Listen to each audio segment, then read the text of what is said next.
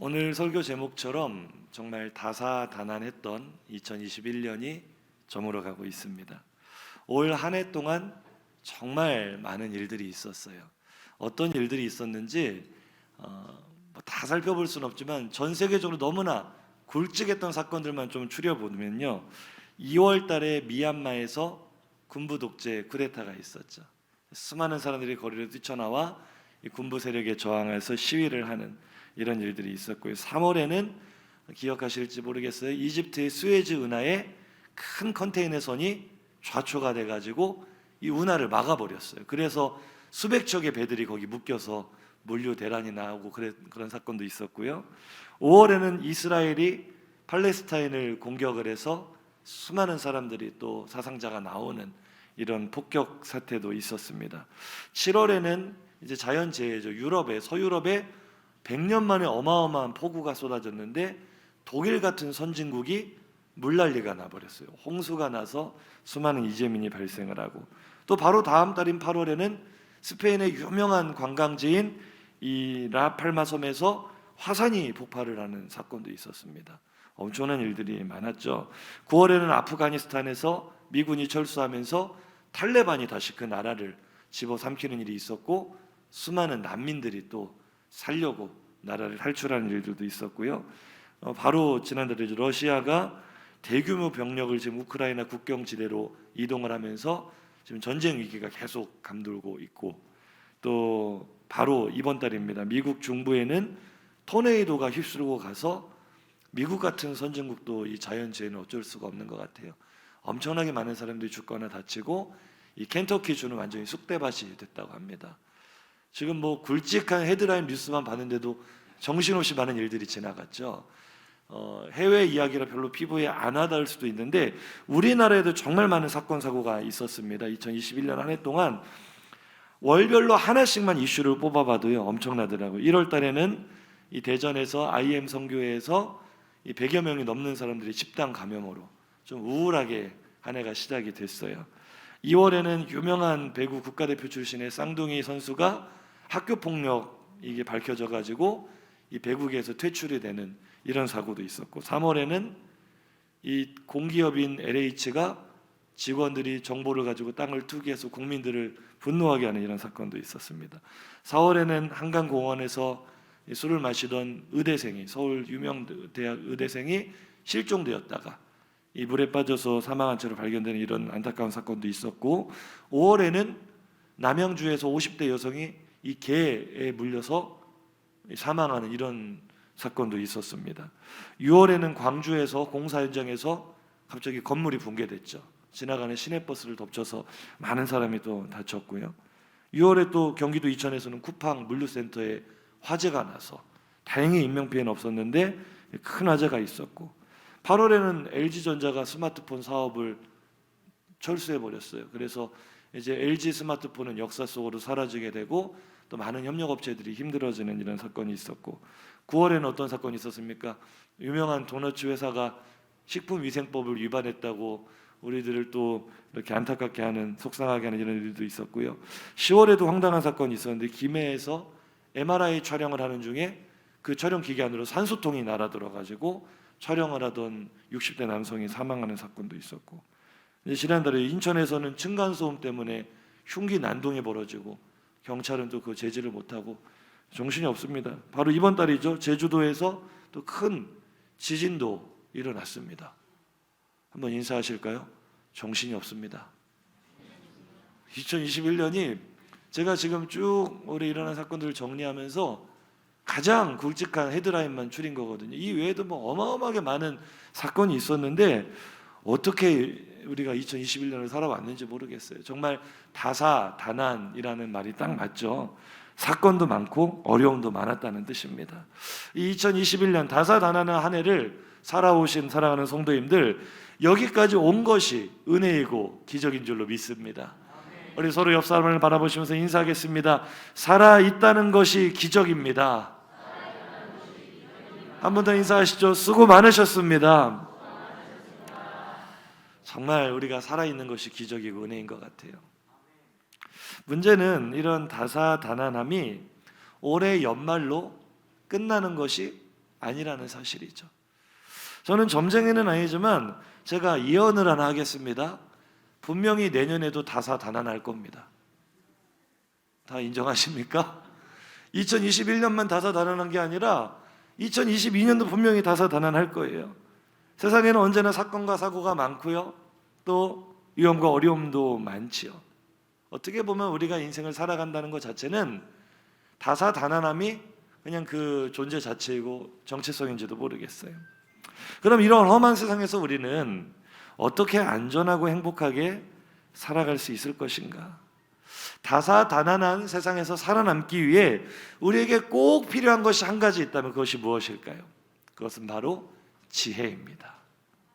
한번 인사하실까요? 지혜가 필요합니다. 지혜가 무엇인가? 한 마을에 바보라고 놀림을 받는 소년이 있었어요. 중학생이나 되었는데 이 셈을 잘 못하는 거예요. 숫자의 크고 작음을 잘 몰라서 이 동네 사람들이 다 그 소년을 놀리는 겁니다. 어린아이들, 꼬마들까지도 번갈아 가면서 양손에, 한 손에는 5만 원짜리 지폐, 한 손에는 만 원짜리 지폐를 보여주면서 네 마음대로 가져가라. 그럼 우리 같으면 뭐를 가져가야 되겠어요? 신사임당을 집어야죠. 그런데 이 소년은 셈을 못하니 늘 초록색을 좋아했나 봐요. 만 원짜리를 집어가는 거예요. 그러면 사람들은 박장대소를 하고 깔깔거리고 웃으면서 소년을 바보라고 놀려대는 겁니다. 아이고 저 바보, 셈도 못해서 늘 만 원짜리만 가져간다고. 이 모습을 바라보는 한 동네 아주머니가 그 모습이 너무나 딱해 보여서 소년을 조용히 불렀어요. 그래서 소년에게 가르쳐 주는 거예요. 얘야, 초록 색깔하고 노란 색깔이 있는데 초록 색깔 할아버지보다 노란 색깔 아주머니가 훨씬 더 좋은 거야. 앞으로 사람들이 너에게 또 이렇게 놀리면 그때는 꼭 노란색을 집어라. 그랬더니 소년이 묻습니다. 아주머니, 제가 만약에 노란색을 집는다면 사람들이 다시는 저를 이렇게 놀리지 않겠죠? 그럼 절대로 안 놀릴 거야. 그러자 소년이 대답합니다. 아주머니, 그러면 저는 더 이상 돈을 벌지 못하잖아요. 집에 가시면 이해가 될 것 같습니다. 무엇이 세상을 사는 지혜인가? 바보라고 놀림을 받는 줄 알았는데 사실은 누가 바본지는 생각을 해봐야 될 문제인 것 같아요. 일도 많고 어려움도 많은 이 악한 험한 세상을 살아가기 위해 우리에게 남다른 지혜가 필요합니다. 우리는 그래서 지혜 있는 사람을 부러워하고 또 닮고 싶어 하죠. 성경 인물 중에도 그런 지혜로운 사람이 등장을 합니다. 지혜의 왕이라 불리는 누구죠? 솔로몬입니다. 솔로몬의 지혜가 얼마나 대단했는가? 열왕기상 4장 30절 이하 한번 보시죠. 솔로몬의 지혜가 동쪽 모든 사람의 지혜와 애굽의 모든 지혜보다 뛰어난지라. 그는 모든 사람보다 지혜로워서 에스라 사람 에단과 나홀의 아들 해만과 갈골과 다르다보다 나음으로 그의 이름이 사방 모든 나라에 들렸더라. 그가 잠언 3,000가지를 말하였고 그의 노래는 1,005편이며 그가 또 초목에 대하여 말하 레바논의 백향목으로부터 우슬초까지 하고 그가 또 짐승과 새와 기어다니는 것과 물고기에 대하여 말한지라. 사람들이 솔로몬의 지혜를 들으러 왔으니 이는 그의 지혜의 소문을 들은 천하 모든 왕들이 보낸 자들이더라. 아멘. 당대 지혜롭기로 유명한 여러 사람의 이름이 열거되어 있지만 솔로몬은 누구와도 비교할 수 없는 아주 특별한 지혜를 가지고 있었어요. 어느 정도였는가? 잠언을 3,000가지나 지었다는 것은 그가 정말 뛰어난 사상가이자 작가였다는 의미입니다. 그런데 글만 잘 쓰는 게 아니고 노래도 1,005편이나 지었대요. 엄청난 작곡가고 음악 박사였죠. 요즘 같았으면 저작권 수익이 대단했을 겁니다. 1,005곡의 노래를 지은 솔로몬. 그런데 그게 다가 아니었어요. 이 초목에 대해서는 또 얼마나 지식이 방대했는지 모든 종류의 식물에 대해서 말할 수 있는 식물학자였습니다. 뿐만 아니라 동물에 대해서도 모든 땅이든 하늘이든 바다든 모든 종류의 동물에 대해서도 굉장히 깊은 조예를 가지고 있는 동물학자이기도 했죠. 요즘으로 말하면 완전히 사기캐입니다. 들어보셨습니까? 사기캐? 선실에 존재할 수 없는 그런 사람이라는 뜻이죠. 그래서 이 솔로몬의 명성이 당시 온 천하에 퍼져나가기 시작을 했고 모든 나라의 왕들은 앞다투어서 솔로몬의 지혜를 듣기 위해 사신을 보내기 시작했습니다. 마치 요즘 워런 버핏이라는 미국의 전설적인 투자자가 있죠. 그분과 점심 한 끼를 먹으려면 수십억 원을 내야 되고, 돈만 있다고 되는 것도 아니고 수많은 경쟁자들 중에 추첨이 돼야 돼요. 그런데 그분하고 밥 한 끼 먹겠다고 돈을 보따리째 짊어지고 줄을 서 있는 사람이 얼마나 많은지 몰라요. 그분하고 한번 이야기를 해서 그분의 지혜와 통찰을 얻으면 자신이 투자하는 것 몇 배 이상의 수익을 얻을 수가 있다는 거죠. 당시 솔로몬의 위상이 그랬습니다. 정치, 경제, 외교, 전쟁, 모든 분야에 있어서 그의 통찰력과 조언은 한 국가의 흥망성쇠를 결정할 수 있을 정도로 영향력이 있었던 거예요. 그래서 당시 모든 사람은 솔로몬을 만나기를 원했고, 그냥 만날 수 있습니까? 온갖 보물을 싸들고 금은보화를 싸들고 솔로몬의 지혜를 듣기 위해서 그를 찾은 거죠. 스바 여왕도 그 중에 한 사람이었습니다. 지금의 에티오피아 지역으로 우리가 알려지고 있는데, 스바라는 그 나라의 여왕도 솔로몬의 지혜를 듣기 위해서 이분은 사신을 보낸 게 아니라 자신이 직접 솔로몬을 찾아왔습니다. 열왕기상 10장 2절입니다. 시작. 예루살렘에 이르니 수행하는 자가 심이 많고 향품과 심이 많은 금과 보석을 낙타에 실었더라. 그가 솔로몬에게 나와 자기 마음에 있는 것을 다 말하매. 스바 여왕이 얼마나 큰 규모의 수행원들을 데리고 왔는지 그 숫자가 어마어마했던 것 같아요. 그래서 이 장면, 이 이야기를 이 핸델이 오페라 곡으로 만들었는데, 그 오페라의 장 중에 스바 여왕의 도착이라는 장이 따로 있을 정도예요. 정말 어마어마한 인파를 데리고 또 보화를 데리고 왔다는 거죠. 수행원 숫자만 많은 게 아니라 그 여왕이 가져온 금과 보석의 양도 말할 수 없을 만큼 엄청났습니다. 어느 정도였는가? 열왕기상 10장 10절 시작. 이에 그가 금 120달란트와 심이 많은 향품과 보석을 왕에게 드렸으니 스바의 여왕이 솔로몬 왕에게 드린 것처럼 많은 향품이 다시 오지 아니하였더라. 아멘. 이 향품과 보석은 그냥 제껴두고요, 금만 한번 볼까요? 금이 얼마라고요? 120달란트. 지금의 단위로 환산하면 4톤입니다. 안 놀라시는군요. 금이 4돈이 아니고 4톤. 4톤 금이면은요, 제가 어제 시세에 넣어 보니까 지금 우리 시세로 약 2,750억입니다. 이제 좀 놀라시네요. 2,750억. 금만. 엄청나요, 안 엄청나요? 엄청나죠. 그녀는 왜 이렇게 막대한 돈을 짊어지고 솔로몬을 만나려는 걸까요? 그녀의 진짜 목적은 무엇이었을까? 열왕기상 10장 1절 2절을 다시 봅니다. 시작. 스바의 여왕이 여호와의 이름으로 말미암은 솔로몬의 명성을 듣고 그를 시험하고자 하여 예루살렘에 이르니 수행하는 자가 심이 많고 향품과 심이 많은 금과 보석을 낙타에 실었더라. 그가 솔로몬에게 나와 자기 마음에 있는 것을 다 말하매. 아멘. 지금 스바 여왕이 솔로몬을 테스트하고 있다라고 성경은 말하고 있어. 어떤 테스트인가? 그녀는 아마 어떤 궁금증이나 호기심 때문에 솔로몬을 찾아온 것이 아니라 어쩌면 이 이스라엘이라는 나라와 무역을 하기 위해서, 그런 거래를 하기 위해서 찾아온 것으로 여겨집니다. 그래서 그 나라의 지도자가 믿을 만한 사람인지, 신뢰할 수 있는 사람인지, 충분한 학식과 지혜를 가진 사람인지 그를 테스트하고 있어요. 만약에 자신의 테스트를 통과한다면 자기가 가져온 모든 금과 보석뿐만 아니라 앞으로 자기 나라와 무역을 할 수 있는 길을 열어주겠다는 그런 도전이었죠.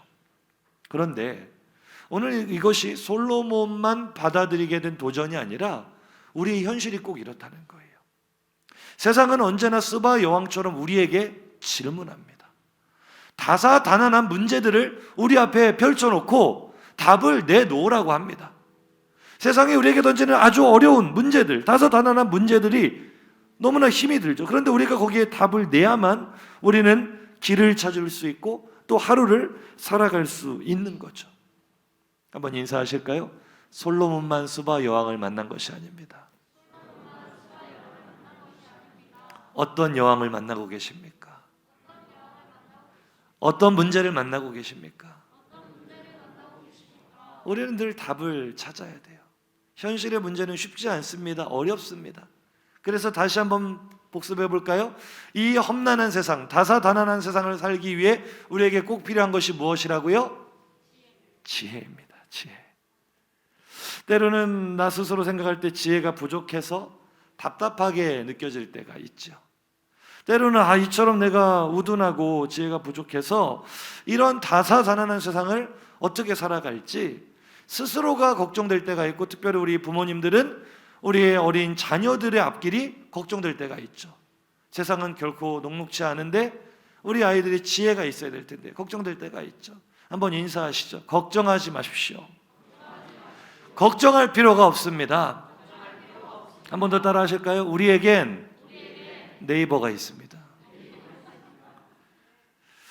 걱정할 필요가 없어요. 인터넷 포털 사이트 중에서 사실 이 네이버라는 회사는 후발주자였어요. 처음부터 1위 회사가 아니었는데, 이 회사가 우리나라 지금 IT 업계 부동의 1위거든요.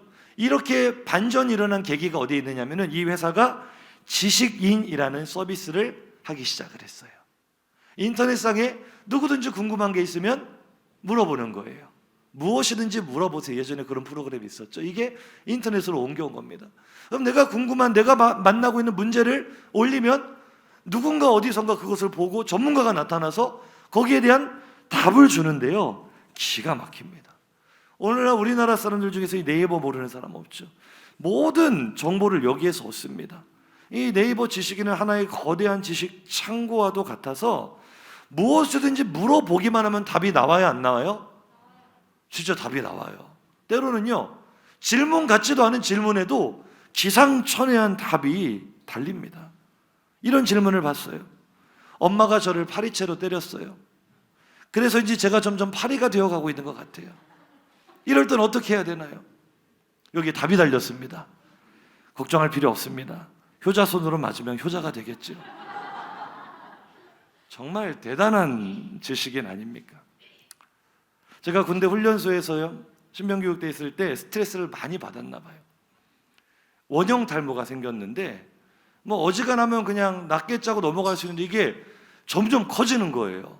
그래서 제가 한참 젊은 20대 초반인데 두렵잖아요. 이 원형 탈모가 커져서 머리가 다 없어지면 결혼은 어떻게 할 것이며 굉장히 걱정이 돼서 훈련소에서도 제가 이렇게 부탁을 드려서 논산에 있는 육군 병원으로 치료를 받으러 가게 됐어요. 가서 이제 의무장교를 만났는데 한눈에 딱 봐도 초보 티가 나요. 어디 보자 하면서 한 손에는 주사기를 들고 한 손으로는 마우스를 클릭하면 지식인을 검색하고 있더라고요. 지식인을 보면서 머리에 주사를 놔주는데 우리는 이런 분들을 전문 용어로 돌팔이라고 합니다. 아니 무슨 의사가 자기 지식이 없어서 네이버에 물어봐서 주사를 놔주냐고요. 더 신기한 건 그거 맞고 나왔어요. 제가 참 네이버 대단합니다. 어떤 전문 분야든지 모든 정보가 그 속에 다 있어요. 예전에는 비싼 돈과 시간을 들여 배워야 될 만한 그런 고급 정보도 이제 누구나 클릭만 몇 번 하면은 다 얻을 수 있는 그런 시대입니다. 누구나 언제든지 필요할 때 꺼내 쓸 수 있는 지식의 보물 창고, 어떤 어려운 문제에도 답을 찾을 수 있는 거대한 지식 창고. 그런데 여기서 미스테리한 것은 솔로몬 시대에는 네이버가 있었어요, 없었어요? 없었다는 거예요. 그런데 이 스바 여왕이 어려운 문제는 다 펼쳐놓고 있는데 이 솔로몬이 대답하는 거 한번 보세요. 열왕기상 10장 3절입니다. 시작. 솔로몬이 그가 묻는 말에 다 대답하였으니 왕이 알지 못하여 대답하지 못한 것이 하나도 없었다. 아멘. 대답하지 못한 것이 없었더라. 뭐도 없었는데, 네이버 지식인도 없었는데, 검색 찬스도 없었는데, 어떤 질문을 받아도 솔로몬은 다 대답을 할 수 있는, 솔로몬이라는 사람 자체가 걸어다니는 지식인이었구나. 그 속에 남모르는 거대한 지식 창고를 가진 사람처럼 너무나 놀라운 거예요. 어떤 질문을 해도, 어떤 어려운 문제를 던져도 술술술 답이 나오는 겁니다. 어떻게 이런 일이 가능했을까? 물론 우리는 답을 알고 있죠. 하나님께서 솔로몬에게 무엇을 주셨기 때문에? 지혜를 주셨기 때문에. 그런데 보세요, 그것은 분명히 사실인데 그 지혜가 임하는 통로가 뭐냐고요. 솔로몬에게 지혜가 하늘에서 그냥 떨어진 것이 아니라 하나님의 말씀이 바로 하나님의 지혜가 우리에게 임하는 통로인 줄로 믿으시기 바랍니다. 솔로몬은 어려서부터 하나님의 말씀으로 양육을 받았던 사람이었어요. 잠언 4장 4절에서 8절입니다. 솔로몬 자신의 고백이거든요. 그런데 우리가 성경을 읽을 때 율법, 계시, 말씀뿐만 아니라 지혜, 명철, 법도, 율례, 이 모든 단어는 다 하나님의 말씀으로 해석하시면 돼요. 자, 그 염두에 두고 한번 읽어보겠습니다. 잠언 4장 시작. 아버지가 내게 가르쳐 이르기를 내 말을 내 마음에 두라. 내 명령을 지키라. 그리하면 살리라. 지혜를 얻으며 명철을 얻으라. 내 입의 말을 잊지 말며 어기지 말라. 지혜를 버리지 말라. 그가 너를 보호하리라. 그를 사랑하라. 그가 너를 지키리라. 지혜가 제일이니 지혜를 얻으라. 네가 얻은 모든 것을 가지고 명철을 얻을지니라. 그를 높이라. 그리하면 그가 너를 높이 들리라. 만일 그를 품으면 그가 너를 영화롭게 하리라. 아멘. 솔로몬은 이 고백에 앞서 이런 말을 하거든요. 나도 우리 아버지에게, 우리 어머니에게 내가 아들이었고 아주 유약한 아들이었다. 그런데 우리 아버지가 나에게 그렇게 가르쳐 주셨다. 지혜, 하나님의 말씀을 얻어야 된다.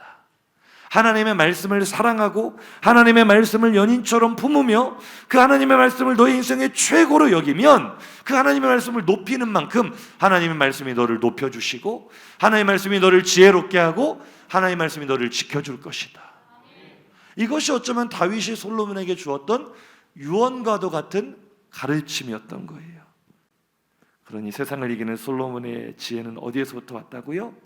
바로 하나님의 말씀에서부터 온 줄로 믿습니다. 우리 유약한 자녀들을 세상으로부터 지켜주고 보호하고 또 인도하는 능력은 바로 하나님의 말씀인 줄로 믿으시기 바랍니다. 왜냐하면 성경은 이 하나님의 말씀에 구원에 이르는 지혜가 있다, 능력이 있다라고 말을 하거든요. 디모데후서 3장 15절 시작. 또 어려서부터 성경을 알았나니 성경은 능히 너로 하여금 그리스도 예수 안에 있는 믿음으로 말미암아 구원에 이르는 지혜가 있게 하느니라. 할렐루야. 우리 자녀들이 이런 지혜 얻기를 주의 이름으로 축복합니다. 우리들이 이런 지혜 얻기를 주의 이름으로 축복합니다. 세상은 스바 여왕처럼 언제나 우리에게 답하기 어려운 질문을 던집니다. 다사다난한 인생의 문제들로 우리를 좌절시키고 낙심시킵니다. 그런데 그런 어려운 인생의 한복판에서 우리를 건져주시는 것은 바로 하나님의 말씀인 줄로 믿습니다. 하나님의 말씀은 우리를 보호하시고 건져내십니다. 그것이 바로 오늘 본문의 메시지예요. 한번 오늘 본문을 볼까요? 시편 19편 7절 8절입니다. 시작. 여호와의 율법은 완전하여 영혼을 소생시킵니다. 여호와의 증거는 확실하여 우둔한 자를 지혜롭게 하며 여호와의 교훈은 정직하여 마음을 기쁘게 하고 여호와의 계명은 순결하여 눈을 밝게 하시도다. 아멘. 보세요. 코로나 문제로 우리가 낙심하고 죽어가는 영혼이 얼마나 많습니까? 그런데 그 영혼을 소성시키는 힘, 그 죽은 영혼을 살리는 힘이 어디에서 나온다고요? 여호와의 말씀에서. 아멘이십니까? 우리가 세상에서 지혜가 부족해서 끙끙거리며 묶여있는 문제들이 있잖아요. 근데 그 문제를 능히 해결할 수 있는 지혜가 어디에서 온다고요? 바로 하나님의 말씀. 또 우리가 마음이 정말 힘들고 죽지 못해 사는 사람들이 있잖아요. 세상살이가 너무 힘들다 말하는 사람이 있잖아요. 그런 사람들에게 인생의 참된 행복을 깨우쳐주고 마음을 기쁘게 하는 힘이 어디서 온다고요? 크게 한번 대답해 보시죠. 어디에서 온다고요? 하나님의 말씀에서. 마지막으로 우리 인생은 한치 앞을 보지 못하잖아요. 바로 10분 후에 1시간 후에 내일 어떤 일을 만날지 우리는 알지 못하잖아요. 그런 우리의 우둔한 눈을 띄워서 앞을 보게 하시고 길을 열어주시는 힘이 어디에서 온다고요? 바로 하나님의 말씀에서부터 오는 줄로 믿으시기 바랍니다. 그러니 하나님의 말씀인 성경은 세상이 우리에게 던지는 수많은 다사다난한 문제들을 명쾌하게 해결할 수 있는 모든 지혜의 보고인 줄로 믿으시기 바랍니다. 우리가 요즘 골로새서 묵상하고 있는데요, 이런 말씀이 있었어요. 한번 보실까요? 골로새서 2장 2절 3절입니다. 시작. 이는 그들로 마음의 위안을 받고 사랑 안에서 연합하여 확실한 이의 모든 풍성함과 하나님의 비밀인 그리스도를 깨닫게 하려 함이니 그 안에는 지혜와 지식의 모든 보화가 감추어져 있느니라. 아멘. 예수 그리스도 안에는 모든 지혜와 지식의 보화가 감추어져 있다. 그런데 예수님은요, 말씀이 육신이 되어 우리 가운데 오신 하나님의 말씀 로고스인 줄로 믿습니다. 그리고 이 말씀은 하나님의 말씀 안에는 모든 지혜와 지식의 보물창고다. 하나님의 말씀이 무엇인가? 우리의 삶의 어떠한 문제도 해결할 수 있는 모든 지혜와 지식이 담겨있는 보물상자와도 같다. 이 사실을 믿으십니까? 오늘 그 말씀을 붙잡으시기를 주의 이름으로 축복합니다. 하나님의 말씀만이 다사다난한 세상에서 영원토록 변함없이 우리를 보호하고 인도하십니다. 세상을 이기게 하는 지혜의 보물창고가 되십니다. 그래서 오늘 시편 기자는요, 다윗은요, 세상 무엇보다도 이 하나님의 말씀을 붙잡고 사모해야 된다고 말합니다. 영원토록 사모해야 된다. 9절 10절 시작. 여호와를 경외하는 도는 정결하여 영원까지 이르고 여호와의 법도는 진실하여 금 곧 많은 순금보다 더 사모할 것이며 꿀과 송이꿀보다 더 달도. 아멘. 다윗이 우리에게 주는 권면은요, 다사다난한 세상을 살아가기 위해서 우리가 정말 붙잡을 것은 인맥도 아니고 물질도 아니고 명예도 아니고 하나님의 말씀이다. 오직 하나님의 말씀만을 사모하라. 금보다 꿀보다 더 사랑하며 사모해라. 그 말씀에만 마음을 두어라. 그것만이 우리를 이 세상을 능히 이기도록 지혜롭게 하기 때문인 줄로 믿습니다. 인사하실까요? 말씀에 집중합시다. 말씀에만 집중합시다. 말씀에만 몰두합시다. 인류 역사상 최고의 천재라 불리는 아인슈타인이 이런 말을 했어요. 저는 천재가 아닙니다. 그저 땡땡땡입니다. 문제로 냈어요. 문제로. 무슨 말을 했는데 누가 이걸 사진으로 문제를 만든 거예요. 그랬더니 어떤 사람이 여기 이런 답을 달았어요. 저는 천재가 아닙니다. 그저 니들이 별거 아닐 뿐입니다. 이렇게 답을 달면 안 되겠죠. 아인슈타인이 실제 했던 이야기는요, 저는 천재가 아닙니다. 저에게는 특별한 재능도 없습니다. 그저 한 가지 일에 오랫동안 몰두했을 뿐입니다. 사랑하는 성도님들, 한 가지 일에만 몰두해도 전문가가 되고 천재가 되고 그 분야에서 가장 지혜로운 사람이 됩니다. 그렇다면 우리가 하나님의 말씀에 몰두하고 집중할 때 어떤 일이 벌어지게 될까요? 우리가 하나님의 말씀에 집중하기 시작하면은요, 지금까지 우리가 살펴본 하나님의 말씀은 어떤 능력이 있었죠? 이것은 모든 지혜와 지식의 보물창고와 같아서 우리가 다 영적으로 네이버 지식인보다 더 대단한 이 지혜와 지식의 보물창고를 들고 다니는 거예요. 내가 필요한 지혜를 꺼내 쓰는 거죠. 말씀을 통해 이 다사다난한 세상의 문제에 답을 찾는 거죠.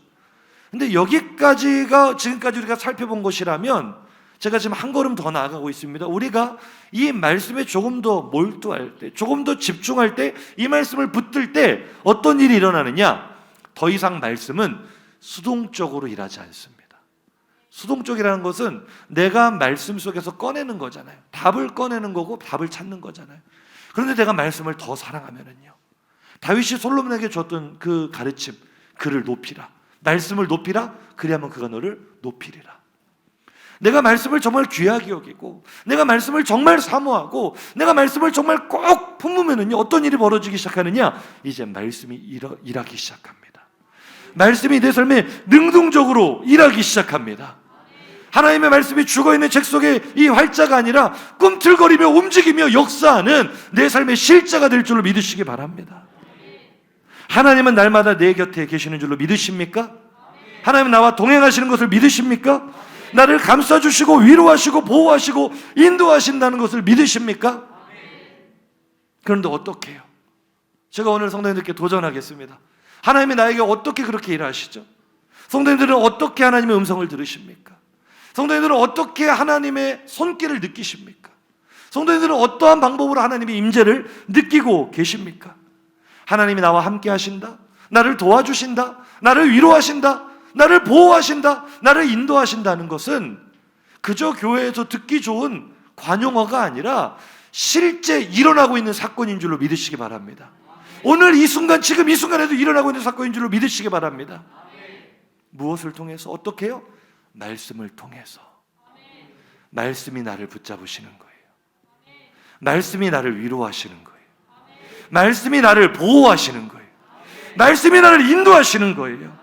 말씀은요, 살아계신 하나님의 임재를 가장 강력하게 체험하는 통로인 줄로 믿으시기 바랍니다. 머릿속에 상상이 아니에요. 추상적인 개념이 아니에요. 하나님은 저 멀리 하늘 위에 계신 그런 분이 아니라 오늘도 말씀을 통하여 내 곁에 계시고 내 안에 계신 분인 줄로 믿으시면 아멘 하시기 바랍니다. 한번 인사하실까요? 하나님의 말씀은 지금 나를 만지시는 하나님의 손길입니다. 이 사실을 믿으십니까? 오늘 두 가지 개념을 나누었어요. 하나는 하나님의 말씀에는 모든 지혜와 지식의 보화가 담겨 있습니다. 그래서 우리가 그 말씀을 가까이 하면 우리는 이 다사다난한 세상의 모든 문제에 대한 답을 찾을 수 있습니다. 여기까지가 원스텝이었어요. 근데 한 걸음 더 나갔습니다.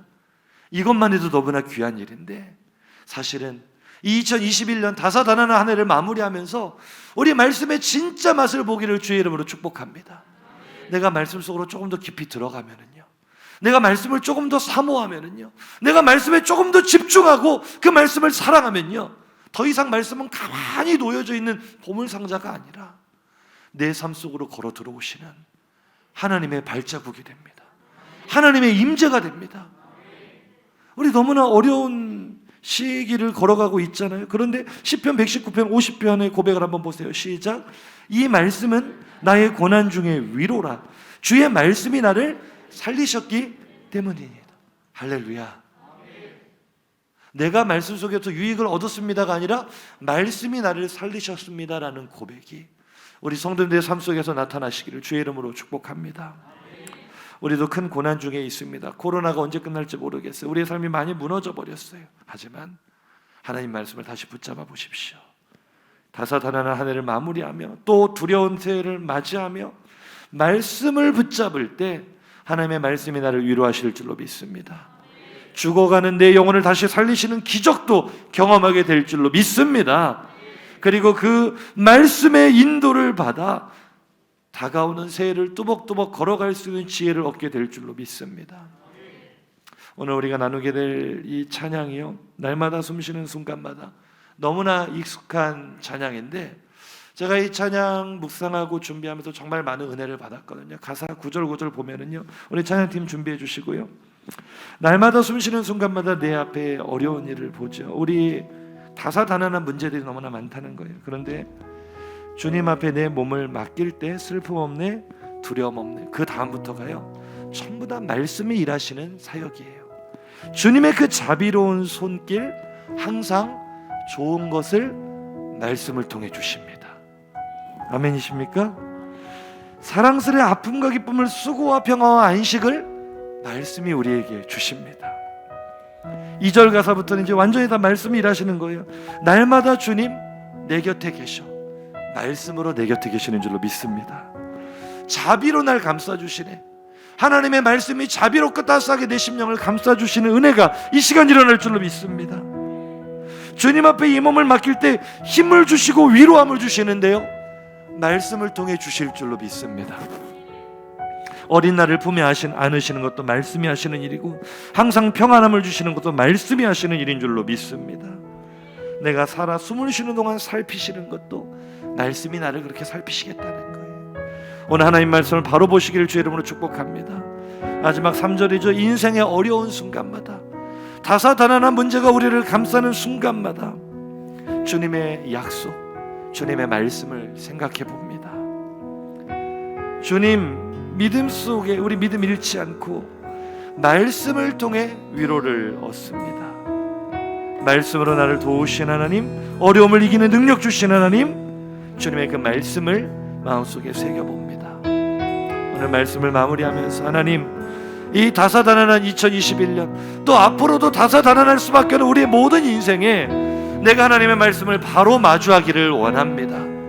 이제는 말씀을 그저 책으로 보는 것이 아니라 내가 선택하여 내가 보고 내가 필요할 때만 정보를 얻어내는, 지혜를 얻어내는 그런 도구가 아니라 말씀이 나를 이끌어 가시는, 말씀과 하나 되는 삶이 되게 하여 주옵소서. 나도 말씀을 통해 하나님의 위로를 받게 하시고, 나도 말씀을 통해 하나님의 보호하심을 느끼게 하시고, 나도 말씀을 통해 하나님의 인도하심을 받게 하시고, 말씀이 내 삶을 인도해 가시고 지배하시는 그 놀라운 체험이 있게 하여 주옵소서.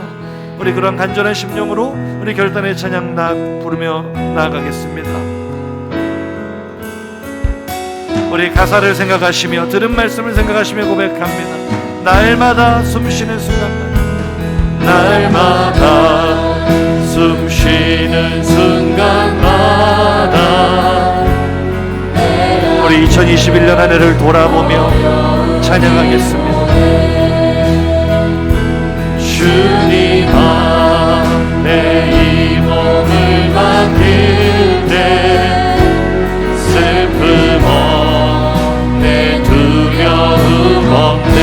아멘. 주님의 그 자비로운 손길 항상 좋은 것 주시노라. 사랑스레한 분과 기쁨을 수고와 평안 하나님의 말씀을 통해 하시는 일들입니다. 숨쉬는 순간만 내 앞에 어려운 일 보내,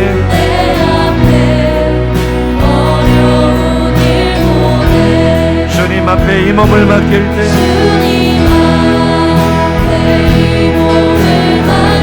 슬픔과 두려움 사라집니다.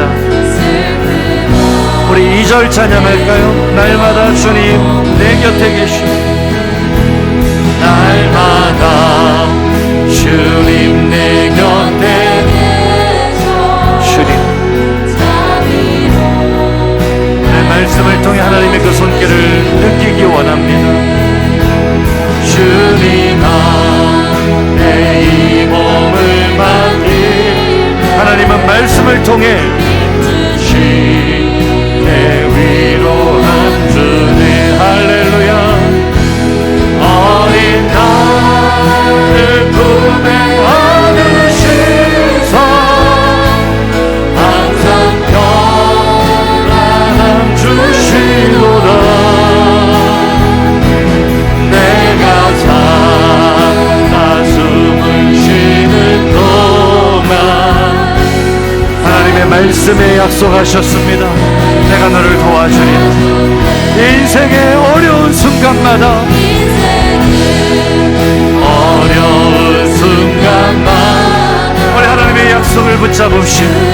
하나님의 말씀을 생각해 봅시다. 주님 속에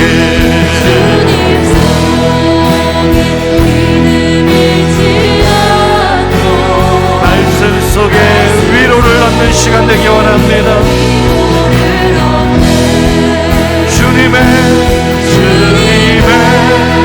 도우심 바라보며 모든 어려움 이기로다. 흘러가는 순간순간마다 주님 약속 새겨봅니다. 두 주먹을 불끈 쥐고 결단하며 기도하겠습니다. 너무나 위험하고 어려운 일들이 많은 다사다난한 이 세상을, 이 한 해를 어떻게 살아왔는지 모르겠습니다. 순간마다 세상에서 지혜를 구하고 지식을 구하고 답을 찾았지만 사실 우리를 오늘 여기까지 인도하신 것은 하나님의 말씀의 능력인 줄로 믿습니다. 하나님, 오늘 하나님의 말씀이 다사다난한 세상의 모든 문제에 명쾌한 답을 주시는 지혜와 지식의 보고라는 것을 깨달았습니다. 지혜와 지식의 보물창고라는 것을 깨달았습니다. 이제 이 말씀 속에서 인생의 해답을 찾게 하여 주시옵소서. 한 걸음 더 나아가 이제는 내가 말씀을 읽는 것이 아니라 말씀이 내 삶을 읽어 내려가게 하여 주옵소서. 내가 말씀을 이용하는 것이 아니라 말씀이 내 삶을 이끌어가게 하여 주옵소서. 나도 내 삶을 감싸신 하나님의 손길을 느끼기 원합니다. 나를 보호하신 하나님의 그 손길을 느끼기 원합니다. 나의 앞길을 책임지시고 인도하시는 역사를 나도 체험하기를 원합니다. 이 말씀에 생명을 두고 말씀에 목숨을 걸고 이 말씀을 꿀송이보다 금보다 더 사모하겠습니다. 이 말씀으로 올 한 해 잘 마무리하게 하시고 다가오는 새해 말씀 붙들고 전진하게 하여 주옵소서. 이러한 결단과 다짐으로 주여 한번 부르짖고 통성으로 기도합니다. 주여. 하나님 아버지, 말씀 속에 내 삶의 답을 찾습니다. 말씀 속에서 다사다난한 인생에